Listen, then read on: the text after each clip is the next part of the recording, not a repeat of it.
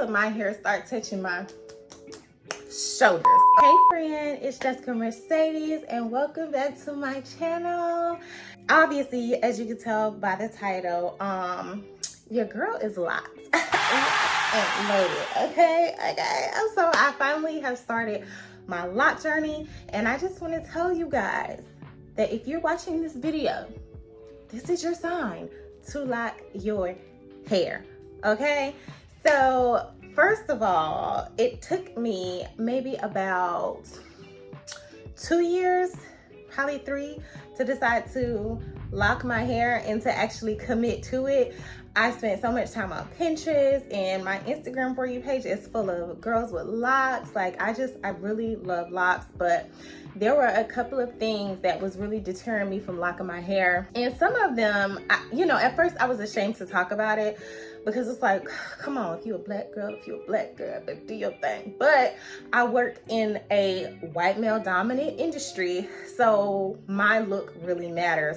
And part of that was the reason why it took me so long to commit to actually locking my hair. If you do not know, I am a real estate agent. And like I said, what we look like really matters. After, some time and me transitioning from wearing wigs to wearing braids most of the time, I was like, you know what, I'm spending too much money and too much time. Let me just make the commitment. Now, just a little bit of backstory. So 90% of the females in my family have locks.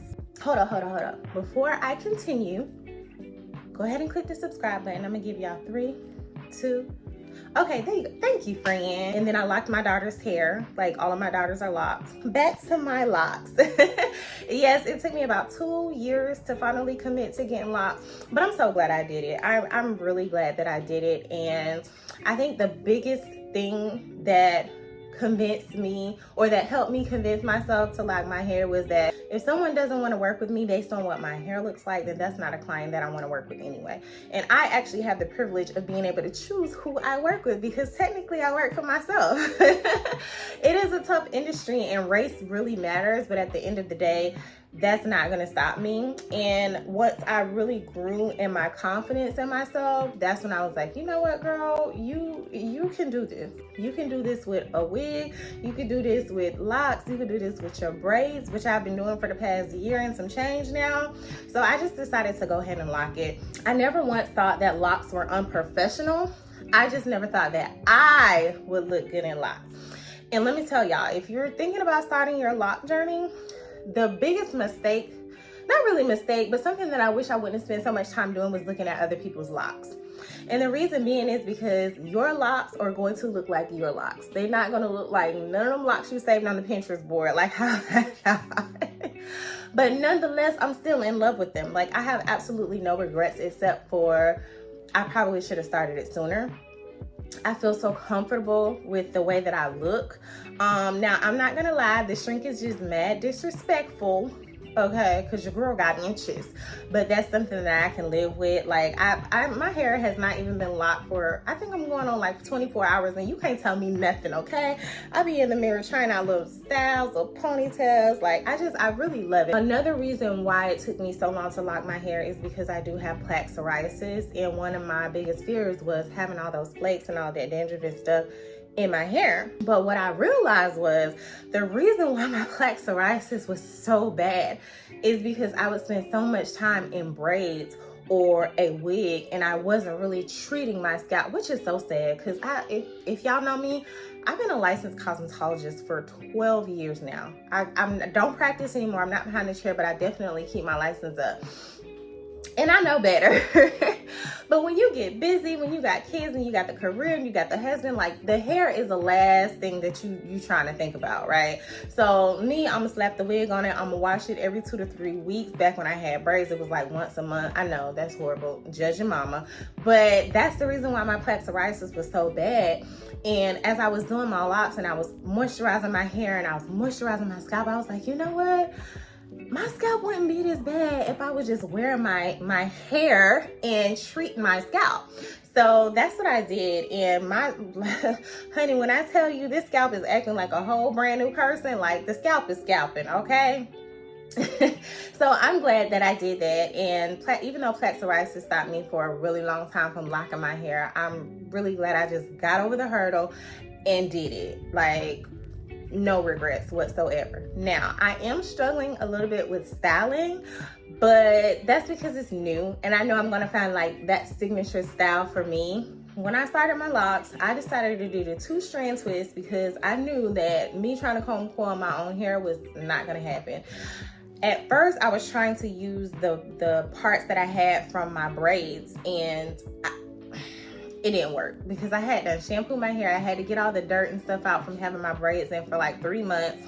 And eventually my parts just started unparting. So I went back in and I reparted my whole head by myself. My arms was tight and everything, but I did it. I didn't want my locks to be too small. I wanted them to be kind of medium size. So I parted them like that. I will say that the parts are probably not 100% straight, but I'm okay with that. I didn't do this to have like the perfect part, even though shouts out to y'all that do, because them things be looking crisp, but that wasn't the look I was going for. I just wanted to get it done, and 2-strand twist was the easiest thing for me at the time, so that's what I did. And I used I forgot what kind of moisturizer I used, but I did follow it up with some coconut oil, and I really made sure that I moisturized my scalp and treated my scalp. I just love it. Like, my natural hair is just, I've always loved my natural hair, but starting this LOC journey, like, my confidence is on 10,000 now. For me personally, I don't know like what it is to have an ugly stage because I've always been one for short hair anyway. Now, I will say that I am going to attempt a protective style over my locks eventually, just to give them time to kind of lock up real good. I know me, and I know that I'm going to forget that I need to start sleeping with a headscarf on and get the satin and the silk pillows and all that good jazz that the girls be talking about. So I'm gonna put a protective style over, maybe for about like 2 to 3 weeks, not nothing long, just to kind of protect my hair until I'm actually used to wearing a bonnet or a scarf or something like that. Because I ain't gonna hold you, I did my locks last night, didn't sleep with no type of scarf or nothing on my hair. But I'm gonna do better though. I'm gonna get my life together.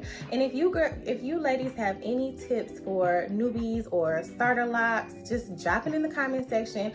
Let me know what products you are using, because I don't want to be product heavy because I don't want the buildup. But what I do want is I want to have a line of products that I use on a consistent basis that, and to be honest with you, I'm really okay with using just oil and water on my hair. My biggest fear that I had with getting locks outside of the plaque psoriasis was definitely the lock buildup and the lint. And that's the one thing that Eris had, which is my daughter. And that's the reason why we cut her locks. Well, that's part of the reason why we cut her locks. I just don't want to do that. Now, I did hear that after you shampoo your hair, you're supposed to use a t-shirt to dry it instead of a towel to prevent the lint. But outside of that and putting on a bonnet, I don't know what else to do to prevent this lint. But I'm gonna tell y'all something. If I have lint in my hair that I can't get out, I might have a bald head after a while, okay? Don't judge my life though. Oh, wait. Did you subscribe? Oh, okay, go ahead. I'm gonna give you a second. There you go. Thank you, friend. Other than that, I love my locks. I'm not really big into like the LOC jewelry yet. I'm gonna say yet, because I might be feeling funky one day and just decide to pop out on some shells on y'all, okay? But right now, I'm just gonna wear it like this, or maybe wear it in like the 2 ponytails with it out like that's on my thumbnail. But yes, y'all, I am locked.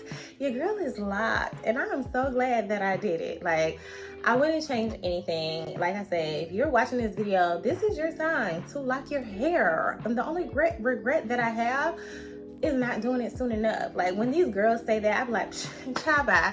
But I ain't been locked, but for 24 hours, and you can't tell me nothing. Like, I just feel different. I feel beautiful. I just feel confident. And the crazy thing is, when I wore my natural hair out, like just in like my afro, or I would take the big rubber band and just wear the puff on the top, I was really insecure about it at times, right? Even though so many people are like, oh, I like your hair, it's so beautiful. I'm like, it just seemed plain to me. Not that I hated my hair, it just didn't give me that wow factor. And I'm dramatic, so I need to be wowing, even in Walmart. So now that I got some locks, baby, you're gonna be able to tell me, yo, wait till my hair start touching my shoulders, okay? No, obviously you can tell I love my locks. I'm so glad that I did it. And yeah, thank you guys so much for watching. I appreciate you. Drop your lock tips in the comment section. For those of you who are afraid to lock your hair, okay, well, that's you. But on the other hand, me, oh, I'm finna lock up. Peace.